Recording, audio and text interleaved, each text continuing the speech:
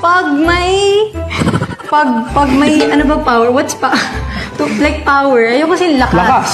No, lakas kasi lakas. Like, there's a Medyo nahihirapan si Cassie Legazpi sa pagta-translate sa Tagalog words, pero ang cute pa rin niyang panoorin habang pinag-iisipan niya ang tamang sagot nito. Pag may lakas, may malaking responsibilidad. Yeah, it's not giving the thought that counts. Okay ka na sa answer mo? At sumunod na sumabak sa pagtatagalog si Mavi Legazpi at kumuha ito ng isang papel kung saan nakasulat ang English word at talagang pinag-iisipan ng husto ng binata. Pag nasara ang isang pintuan, may bubukas na bintana.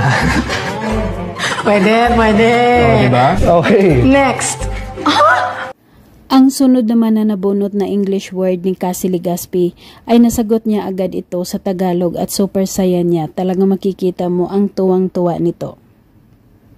Next time. Better luck next time. Sa susunod, bawi ka. Sunod, bawi. Bawing-bawi. You're next. Ayan. Wow! Oh.